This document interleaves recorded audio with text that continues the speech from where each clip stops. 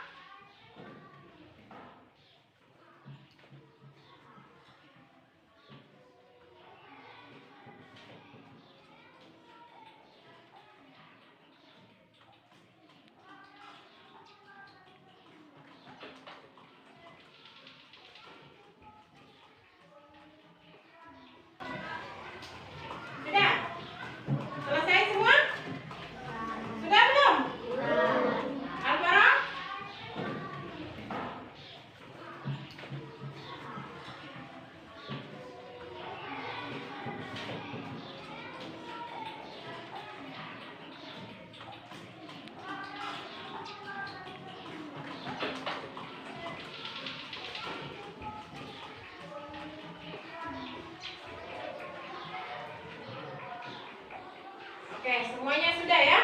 Sekarang guru minta karena kalian sudah tadi menuliskan di dalam kertas kesepakatan keyakinan kelas. Sekarang kita akan minta tolong satu orang guru bacakan keyakinan kelas yang dituliskan temannya. Kita akan membuat kesepakatan ya. Yang mana yang akan kita ambil ya sebagai keyakinan di kelas kita. Oke, Dodo, coba. Mengerjakan tugas tepat waktu. Sepakat atau tidak? Sepakat. Sekarang coba lihat lagi, kita akan kelompokkan ya. Ada tidak lagi yang temannya yang menyerupai? Siapa ini? Enas. Enas juga mengerjakan tugas tepat waktu. Jadi kita ambil satu di sini ya.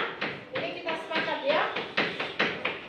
Kita jadikan sebagai keyakinan kelas kita, mengerjakan tugas tepat waktu.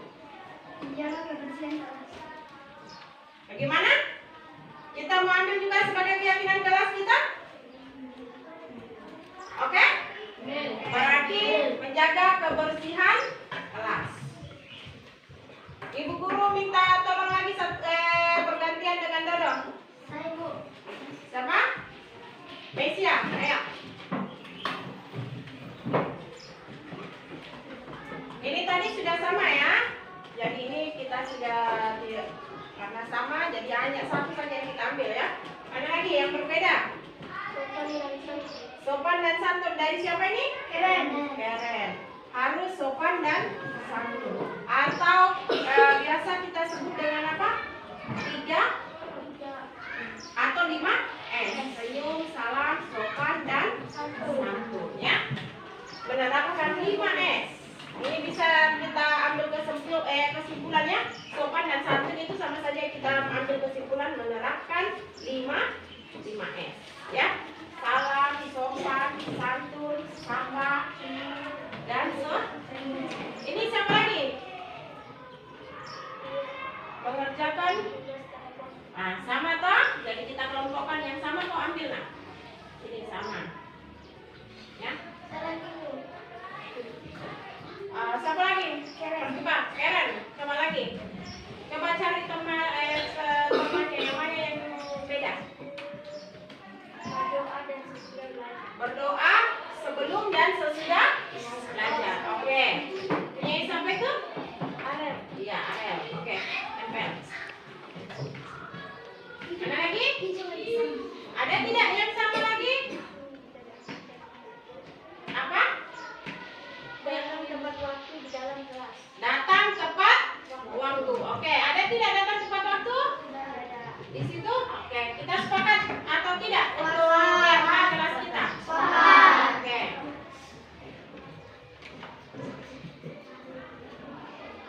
Coba lagi, ada lagi? Berdoa sebelum dan sesudah belajar. Itu nggak usah karena sudah. Ada lagi? Berdoa sudah.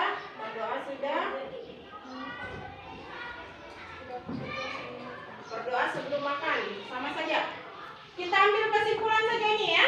Berdoa sebelum dan sesudah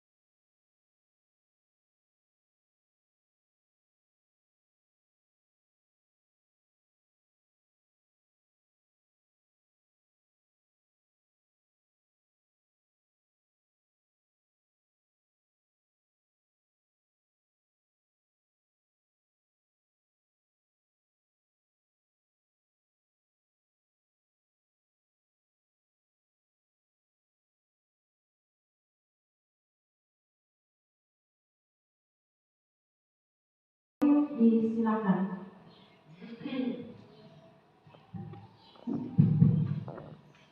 Assalamualaikum warahmatullahi wabarakatuh. Selamat sore untuk kita semua, para bapak dan ibu guru yang saya hormati, terlebih rekan kita kedua ibu terkasih yang saya banggakan. Tentu kita senantiasa menaikkan puji dan syukur kepada Allah sang pemilik kehidupan kita yang terus memelihara, memberikan waktu dan kesehatan yang baik untuk boleh berada pada kesempatan sore hari ini dalam rangka bersama-sama mengikuti acara dari rekan guru calon penggerak yang ada di SDN 146 Maleku, yang mana acara ini adalah salah satu proses atau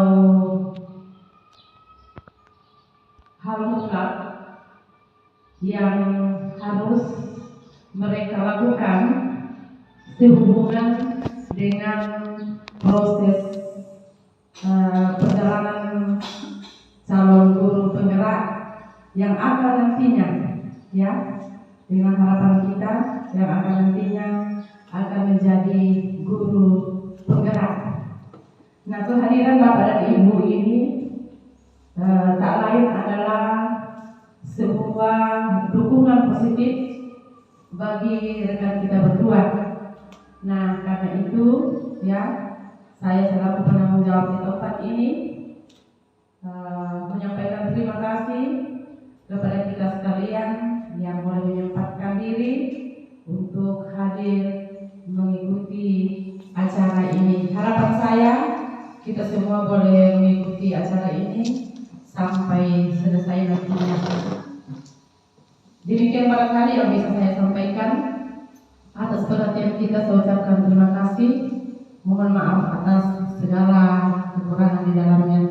Demikian, terima kasih. Assalamualaikum warahmatullahi wabarakatuh dan selamat sore. Untuk kegiatan kita hari ini, pembawaan materi dari Ibu Guru Yuyun Fitriani dalam pembahasan budaya positif pada modul 1.4. Dengan ini kami persilakan dengan hormat. Bismillahirrahmanirrahim. Assalamualaikum warahmatullahi wabarakatuh. Waalaikumsalam warahmatullahi wabarakatuh. Selamat siang semuanya. Selamat siang.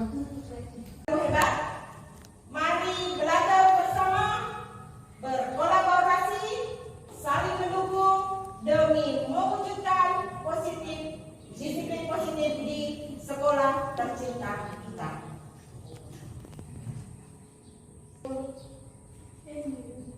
Oke, pada kesempatan hari ini yang akan saya bahas itu tentang modul 1.4.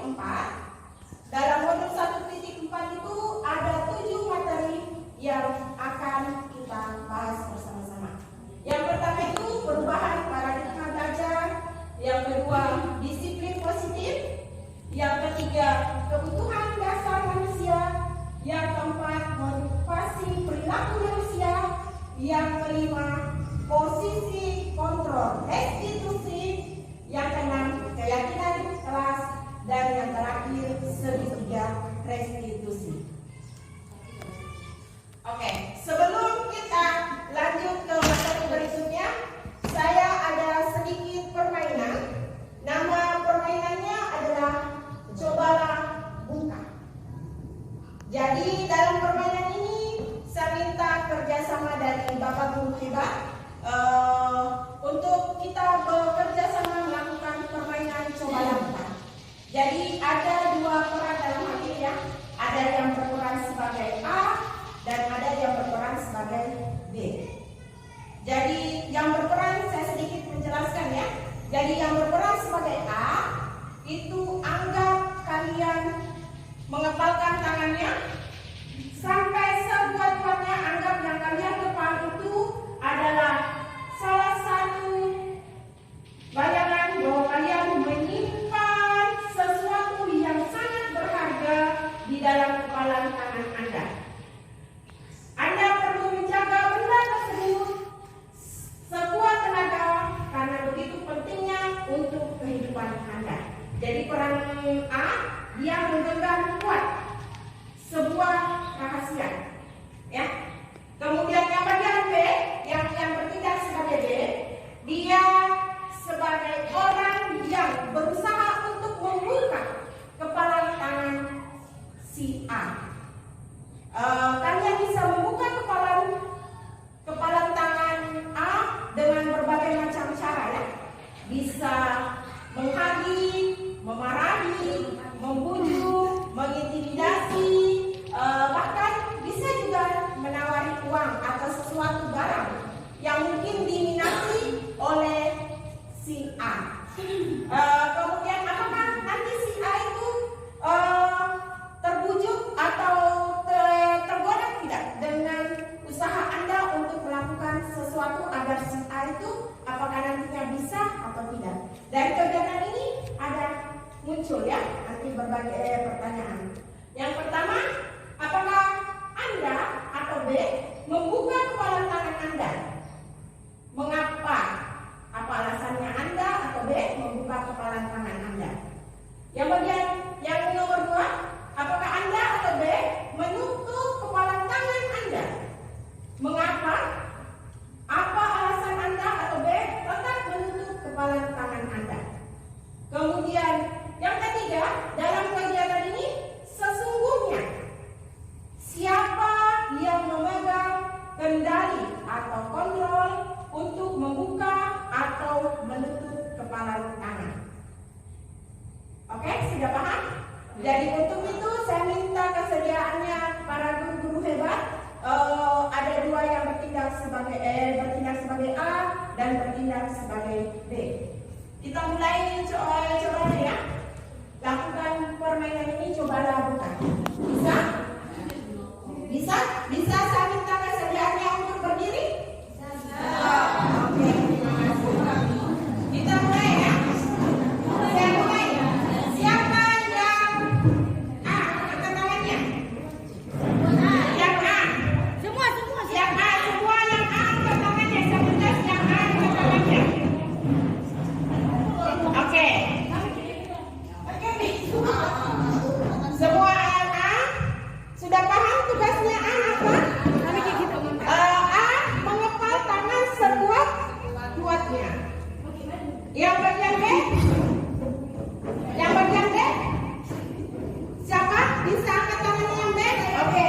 Tugas yang B berarti tugasnya ada melakukan segala cara untuk membuka tangan si A. Oke. Kita bisa mulai 1, 2, 3. Kita mulai ya. Oke. Kita mulai 1, 2. Terserah, bebas ya, mau tangan kanan atau tangan kiri bebas. Salah satu saja ya. 1, 2, 3. Ayo lakukan perannya masing-masing. Lakukan perannya masing-masing.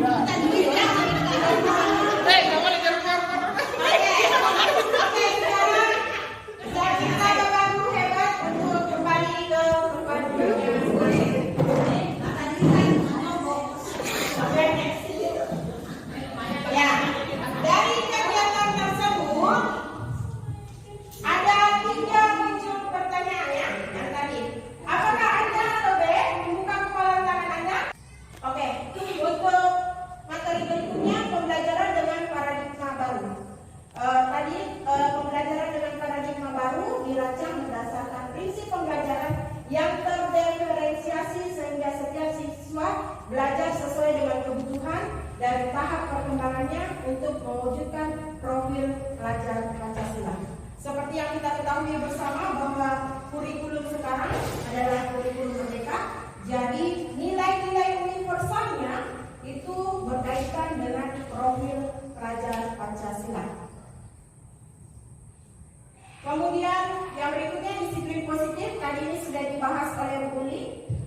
Dalam menciptakan lingkungan positif, salah satu strategi yang perlu kita tinjau kembali adalah penerapan disiplin di sekolah kita. Apakah telah efektif? Apakah masih perlu ditinjau kembali? Apa sesungguhnya arti dari disiplin itu sendiri? Apa kaitannya dengan nilai-nilai kebijakan?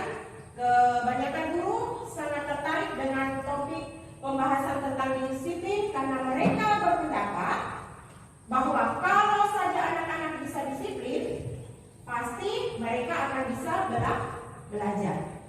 Para guru juga berpendapat bahwa mendisiplinkan anak adalah bagian yang paling menantang dari pekerjaan mereka.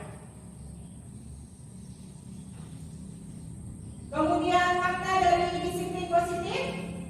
Kata disiplin, apa yang terbayang di benak Bapak Ibu sekalian, bahwa disiplin berarti kebanyakan orang akan menghubungkan kata disiplin dengan kata tertib, teratur, dan kepatuhan pada peraturan. Kata disiplin juga sering dihubungkan dengan hukuman, padahal itu sungguh berbeda. Karena belajar tentang disiplin positif tidak harus dengan memberi hukuman, justru itu adalah salah satu alternatif terakhir dan kalau perlu tidak digunakan sama sekali. Dalam budaya kita, makna kata disiplin menjadi hal yang paling utama untuk kemajuan pendidikan kita saat ini. Kemudian, selanjutnya yang akan dibahas adalah next bullet. Nilai-nilai kebijakan. Seperti tadi, nilai-nilai kebijakan itu ada beberapa bagian ya. Yang dalam hal ini, karena kita berada di dalam suatu organisasi, jadi yang saya ambil di sini yang berkaitan dengan institusi atau organisasi pendidikan. Dalam hal ini kaitannya dengan profil pelajar Pancasila. Ada 6 poinnya. Saya rasa yang di kurikulum merdeka tidak asing lagi dengan profil pelajar Pancasila. Ada beriman, bertakwa kepada Tuhan Yang Maha Esa dan berakhlak mulia, mandiri, bernalar kritis, berkebinekaan global, bergotong royong, dan kreatif. Ini tadi sudah dibahas lebih lanjut oleh Bu Uli, jadi saya next kembali. Kebutuhan dasar manusia itu ada 5. Yang pertama itu kebutuhan untuk bertahan hidup. Dalam hal ini kebutuhan untuk bertahan hidup seperti makan. Kemudian yang kedua ada kasih sayang dan rasa ingin diterima. Jadi seorang peserta didik itu di dalam kelas juga kita harus perlakukan dengan penuh kasih dan sayang. Jadi tidak harus melulu diberikan hukuman. Kalau melakukan kesalahan diberikan hukuman. Jadi kita perlu mencari tahu apa kira-kira kesalahannya, apa masalahnya sehingga dia melakukan hal yang tidak diinginkan. Nanti saya akan bahas dalam kegiatan segitiga restitusi. Kemudian penguasaan. Setiap anak itu biasanya juga di dalam kelas ada yang paling ingin berkuasa atau paling menonjol di antara teman-teman yang lainnya. Ada juga seorang murid, ada juga yang kasih. Jadi ini kebutuhan dasar manusia, tidak bisa dipungkiri bahwa kebutuhan dasar manusia itu kadang-kadang juga perlu penguasaan atau dia ingin juga sekali-kali untuk berkuasa. Tapi berkuasa dalam hal ini bukan yang dalam hal yang negatif, tetapi yang positif. Kemudian kebebasan. Seperti kebebasannya dalam hal ini tidak langsung lagi kita sudah di kurikulum merdeka sesuai dengan filosofi pemikiran Ki Hajar Dewantara, anak itu diberikan kebebasan sesuai dengan kodratnya, mengikuti kemajuan zaman, tidak hanya tidak terpengaruh oleh dunianya saja, tetapi dia juga kemajuan zaman. Jadi di lingkungan sekolah misalnya seorang anak diberi kebebasan juga untuk bermain, dalam hal ini bermain, tertawa lepas seperti itu. Jadi dia di dalam kelas tidak merasa tertekan. Dia harus diberikan kebebasan sehingga dia bebas untuk berekspresi dan berkreasi. Itulah kebutuhan dasar manusia. Yang berikutnya ada kesenangan. Kesenangan dalam hal ini seorang peserta didik dia identik harus tidak boleh juga merasa tertekan. Dia juga harus diberikan kesenangan, diberikan kebebasan. Kita sebagai guru hanya bertindak sebagai menuntun. Anak-anak yang sebagai sumber belajarnya. Kalau biasa kita kenal, lalu kita seorang guru sumber belajar yang paling utama. Kalau sekarang seorang murid menjadi sumber belajar sesuai dengan filosofi pemikiran Hajar Dewantara. Seorang guru hanya diberikan untuk kebebasan hanya sebagai fasilitator. Kemudian di sini kesenangan, jadi murid bebas untuk melakukan apa yang dia senangi, dia bebaskan. Misalnya dia suka menggambar, ya silakan. Mungkin ada kalian yang menggambar. Kemudian dia suka dalam bidang seni, ya ikutkan dalam bidang seni. Kesenangan dalam ini sesuai dengan minat dan bakatnya. Kemudian next, motivasi perilaku manusia. Kalau kita berbicara motivasi, yang lebih utama dulu harus kita paham apa itu kira-kira motivasi. Motivasi itu merupakan dorongan yang timbul pada diri seseorang secara sadar atau tidak sadar untuk melakukan suatu tindakan dengan tujuan tertentu. Motivasi itu ada 3 ya, untuk menghindari ketidaknyamanan atau hukuman, dan yang kedua untuk mendapatkan imbalan atau penghargaan dari orang lain, dan yang ketiga menghargai nilai-nilai kebajikan dari diri sendiri. Yang mana itu yang dikatakan untuk menghindari ketidaknyamanan atau hukuman? Misalnya murid melakukan disiplin diri karena ia takut dihukum. Kemudian ini merupakan motivasi ekstrinsik.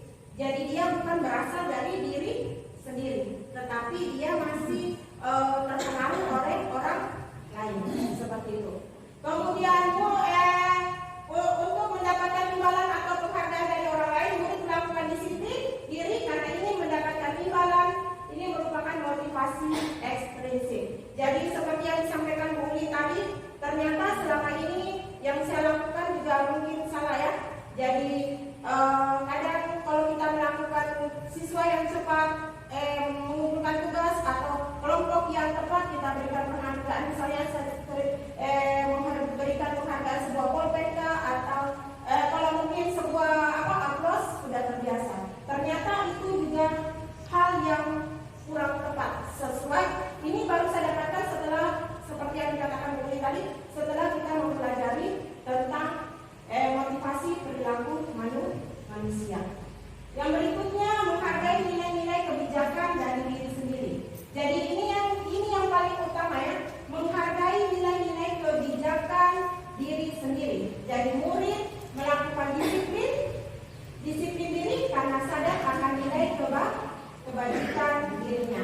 Ini merupakan motivasi intrinsik, berasal dari diri sendiri. Jadi dia sudah sadar kalau dia melakukan sesuatu berarti itu tidak baik bagi saya pribadi, seperti itu. Next, boleh. Konsep disiplin dengan identitas gagal.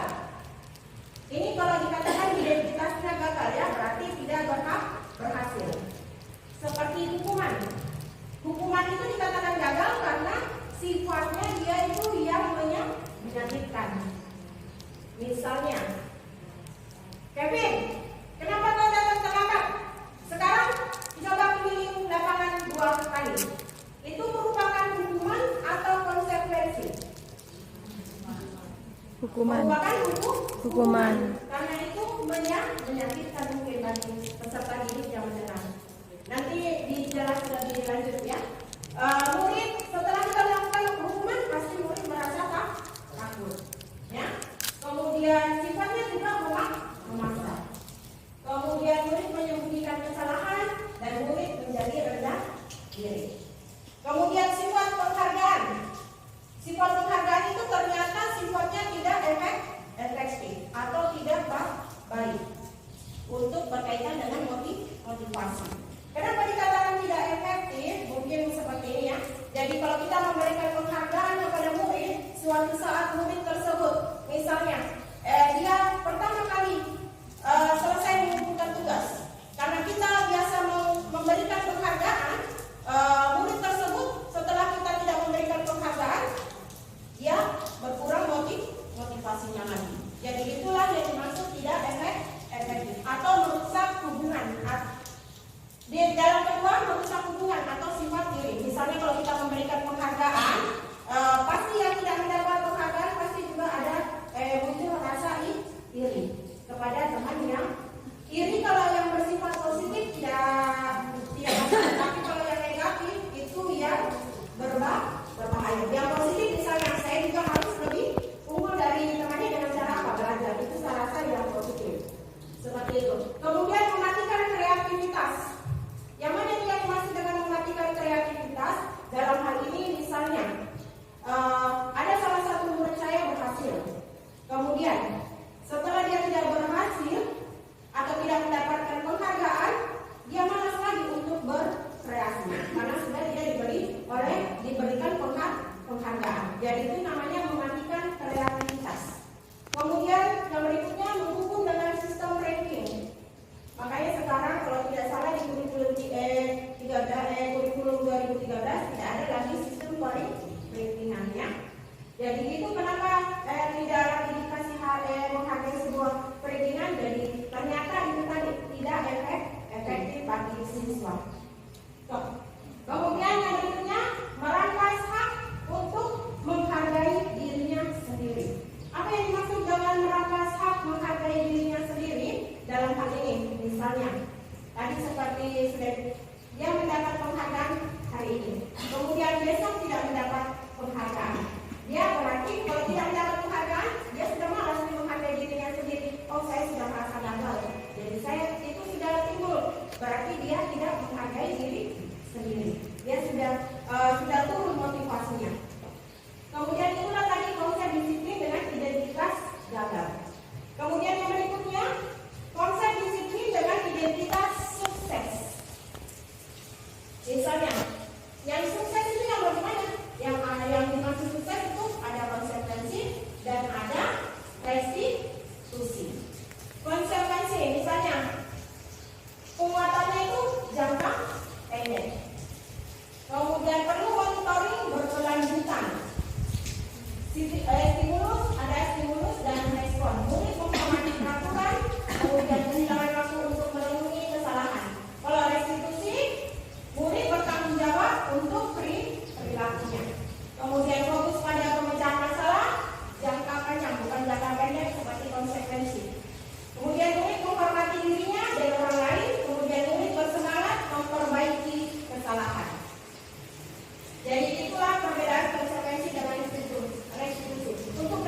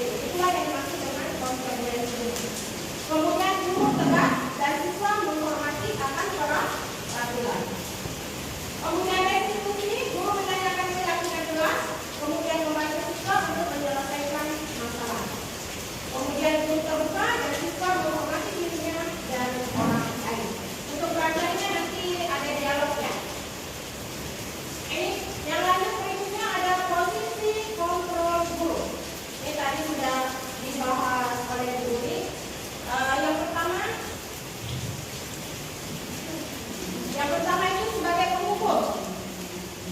Pengukur itu patuh aturan sekolah, lalu pilih lapangan 2 kali. Misalnya ada suaranya seperti ini. Kalau pengukur tadi diganti dengan suara yang apa? Suara yang keras. Misalnya ada siswa yang terlambat. Ini guru sementara mengajar ya. Misalnya dia pada saat mengajar dia lihat mungkin karena adanya suara keras. Misalnya apa ya? Saya sebut nama dan nama guru di sini ya. Misalnya Titin, nadanya pasti terlambat. Titin, kenapa kau datang terlambat lagi? Sudah berapa kali kau terlambat hari ini? Seperti itu, itulah nada hukuman.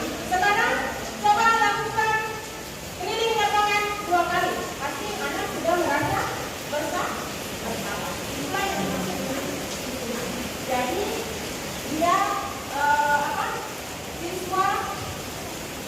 siswa itu apa ya, merasa bersalah atau tidak takut dengan guru.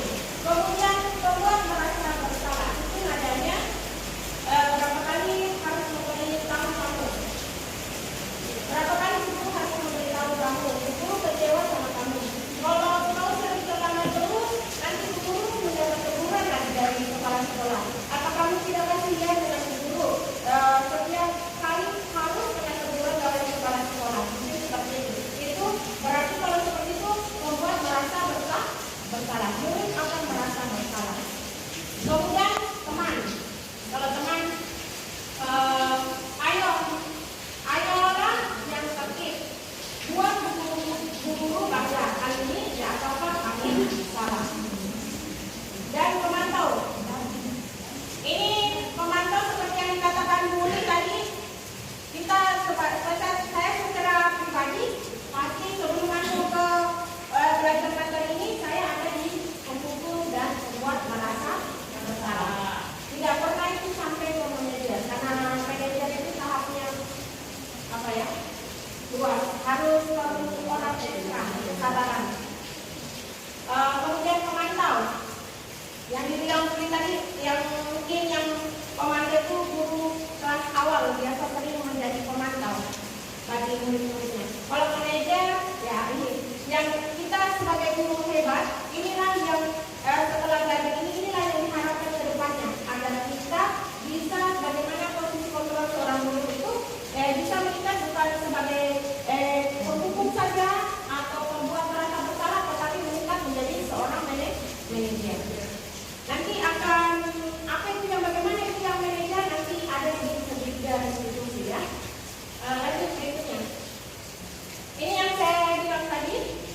Materi yang berikutnya tentang keyakinan kelas. Apa itu yang mengapa keyakinan kelas? Mengapa bukan peraturan kelas saja? Sekarang karena ada timbul pertanyaan itu, ada lagi muncul pertanyaan. Mengapa kita memiliki peraturan tentang menggunakan helm pada saat mengendarai kendaraan roda 2 atau motor? Kemudian, mengapa kita memiliki peraturan tentang penggunaan masker dan mencuci tangan setiap saat? Ini kembali lagi ke keyakinan tadi. Dari 2 hal yang kita lakukan tersebut, kira-kira apa tujuannya? Apa keyakinan kalian? Yang poin pertama. Poin pertama dan yang kedua, apa kira-kira keyakinan Bapak Guru hebat melakukan 2 kegiatan ini? Untuk apa? Mengapa kita memiliki peraturan tentang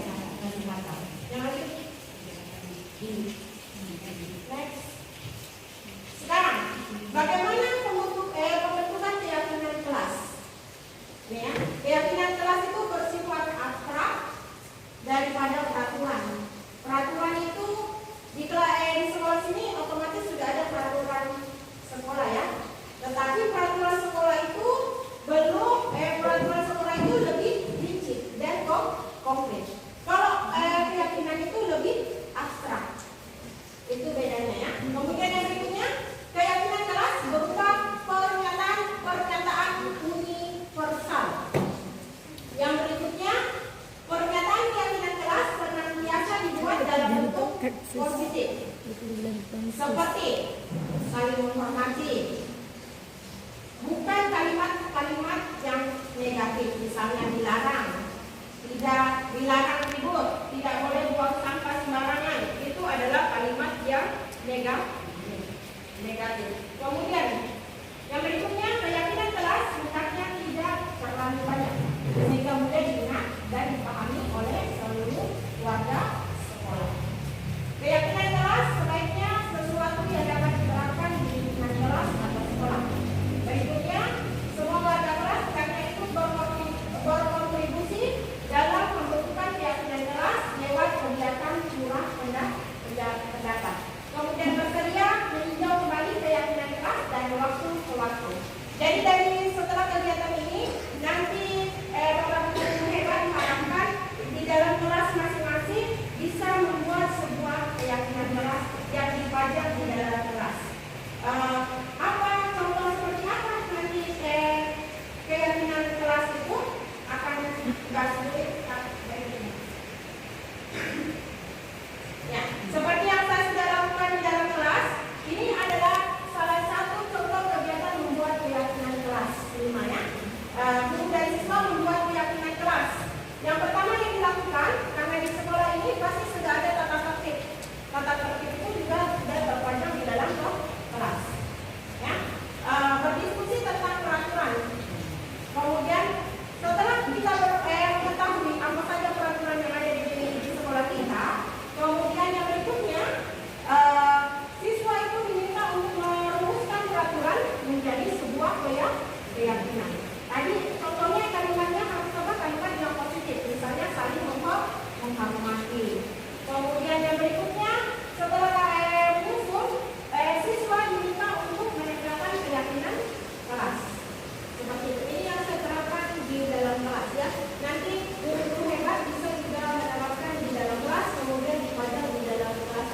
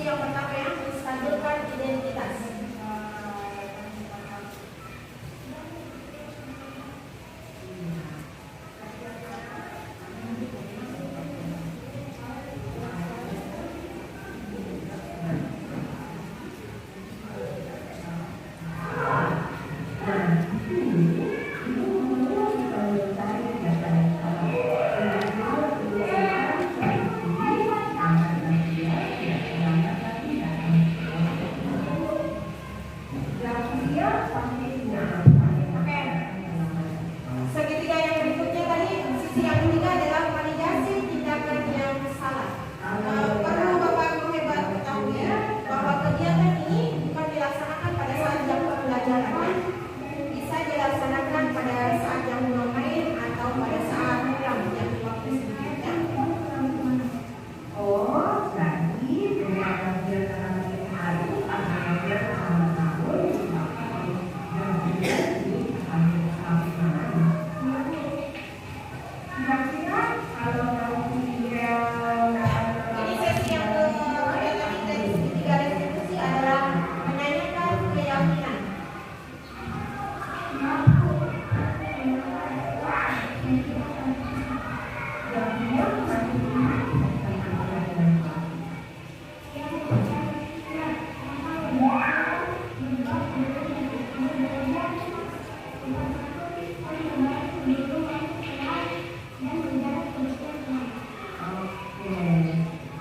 Kira-kira hal apa saja yang dapat dilakukan untuk menjaga kesehatan dan dalam masyarakat kita? Lebih awal, tidak tidur terlalu malam, selalu dengan HP, mengatur makanan. Jika olahraga dengan baik, maka Kira-kira apa yang kita akan melakukan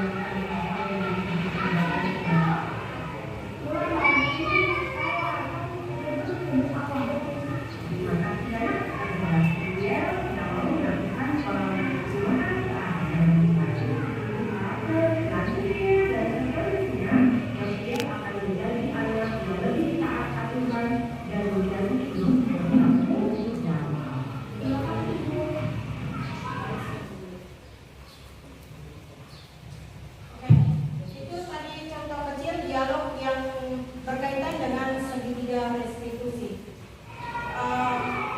Sedikit gambaran bahwa segitiga restitusi yang tadi itu adalah seorang guru yang kalau ketiga-tiganya bisa melakukan segitiga restitusi, berarti kita sudah bisa dikatakan sebagai guru sebagai posisi control manager.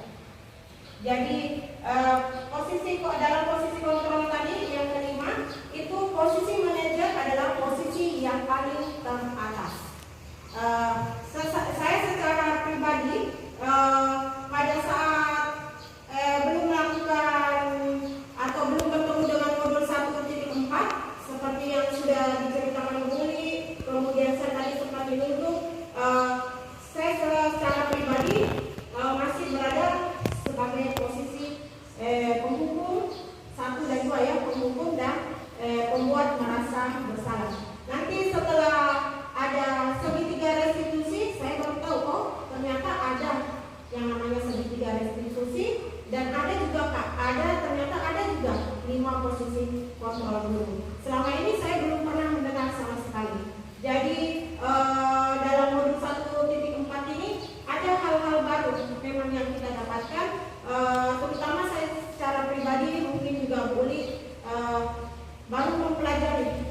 Selama berapa tahun saya mengajar, ternyata saya baru tahu selama ini kemana saja saya baru pertama kali mengetahui ternyata ada namanya 5 posisi kontrol seorang guru. Dan saya ternyata selama ini masih berada di tahap yang paling awal, masih berada pada tahap penghukum. Ternyata untuk mencapai sebuah tahap manajer itu membutuhkan proses. Kita dituntut sebagai guru yang guru yang betul-betul hebat lah kalau sudah bisa berada di posisi manajer. Kemudian sedikit gambaran tadi mungkin pengambilan atau adegan ini merupakan kewajiban atau hal mutlak, tugas yang harus kita kumpulkan, mau dan tidak mau harus kita kumpulkan. Suaranya tadi sedikit bising itu karena pada saat selesai semester baru ada jadwal muncul. Jadi suara bisingnya itu dari kata-kata apa semua. Jadi seperti itu. Kemudian sebelum saya mengakhiri ada refleksi yang saya ingin tanyakan. seperti tadi yang disampaikan Bu Uli, kira-kira setelah seperti yang saya gambarkan tadi ya, setelah saya mempelajari ini juga saya ternyata baru tahu. Sekarang saya ingin bertanya kepada Bapak Guru hebat yang ada di sini, kira-kira kita melakukan refleksi pengalaman saat apakah yang pernah Anda alami yang terkait dengan penerapan konsep-konsep inti dalam mempelajari budaya positif baik di lingkungan kelas maupun sekolah Anda. Kira-kira ada tidak yang mau menyampaikan pengalamannya? Kalau saya pengalaman tadi ya, otomatis saya posisi kontrol, saya pengalamannya selama ini ternyata masih ada pada posisi penghukum. Karena saya apalagi kalau belajar matematika ya, itu paling sering saya menjadi penghukum. Guru yang menghukum penghukum pasti ada dengan keras atau apa seperti itu. Adakah pengalaman dari Bapak Ibu yang perlu kita bagi atau bercerita bersama di sini? Oke, Bu Lydia.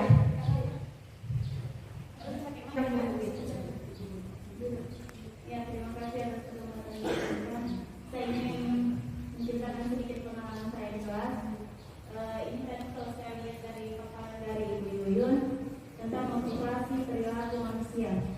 Di kelas saya itu setiap ada siswa yang menjawab pertanyaan ataukah yang selalu berprestasi dalam kelas, saya tidak pernah memberikan berupa parlemen atau ya penghargaan, tapi kalau aplaus biasa saya lakukan, tapi saya sudah ubah cara saya dengan menerapkan dinding prestasi, dan saya sudah merasakannya semester 1 dinding prestasi saya itu bisa dikatakan baru mencapai 60%. Ya, dinding prestasi itu saya lakukan pada setiap pagi hari.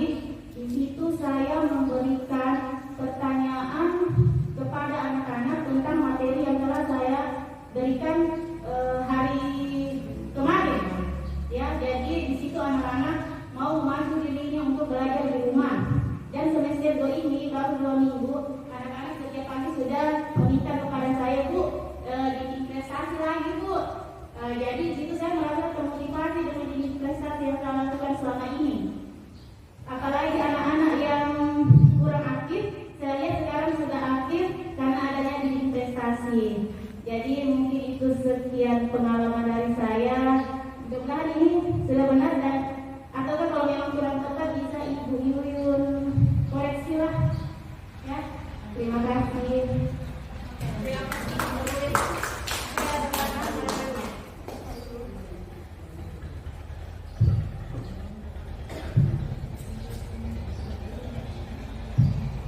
Oke, mungkin saya beri tanggapan sedikit atas tadi pengalamannya Bu Lydia ya.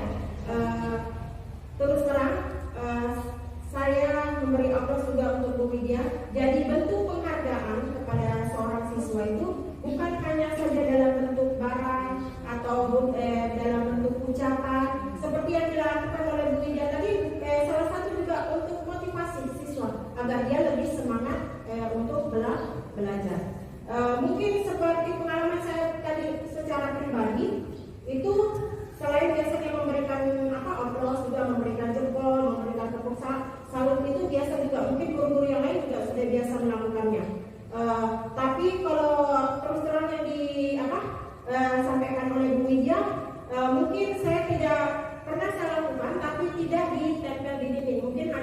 Mungkin seperti Bapak Ibu guru hebat di sini, mungkin ada yang melakukannya, tetapi hanya dilakukan secara lisan saja. Itu juga walaupun secara lisan, itu salah satu juga bentuk dari motivasi siswa untuk lebih semangat untuk belajar. Jadi untuk tadi perlu juga dicontoh guru-guru hebat yang ada di sini ya, itu juga masukan. Bisa juga diterapkan itu karena membangun budaya positif juga salah satunya seperti itu. Jadi bisa memunculkan kegembiraan kepada siswa yang lain, itu salah satu bentuk dari budaya positif tadi, kebutuhan manusia, kebutuhan anak itu tadi ya. Jadi dia harus bergembira, bersenang. Kalau hatinya sudah senang, pasti dia juga bersemangat untuk belajar. Saya rasa itu yang saya lakukan, yang dilakukan Bu Widya sudah tepat, tetapi mungkin masing-masing guru memiliki caranya masing-masing. Tetapi dalam pembelajaran kali ini yang saya alami, ternyata kira-kira penghargaan yang selama ini saya lakukannya itu ternyata juga masih salah.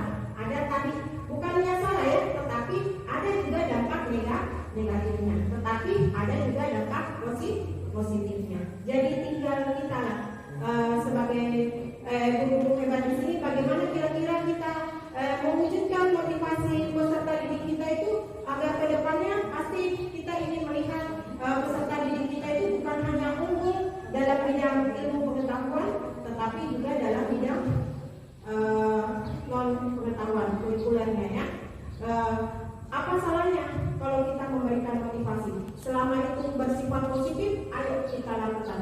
Tetapi kira-kira kalau hal yang berkaitan itu kita rasa negatif, mulai dari sekarang, ayo bersama-sama kita mulai untuk melakukan sebuah perubahan. Saya secara pribadi juga masih banyak kesalahan, masih banyak cara-cara saya yang selama ini salah. Sebagai contoh kecilnya tadi itu penghukum. Saya pribadi paling sering melakukan seperti itu, dan motivasi dari rekan-rekan guru yang lainnya kepada peserta didik pasti juga bermacam-macam cara. Selagi kata kuncinya seperti ini, selagi motivasi itu menurut Bapak Ibu guru hebat di sini baik, lanjutkan. Tapi kalau kira-kira yang setelah belajar budaya positif ini kira-kira ternyata yang saya lakukan itu salah, mari kita sama-sama dari di sini sama-sama untuk berubah ke depannya. Saya rasa demikian. Mungkin masih ada tambahan dari teman-teman yang lain, atau mungkin dari Bu Uli mau memberikan masukan atau tidak dari masukannya temannya.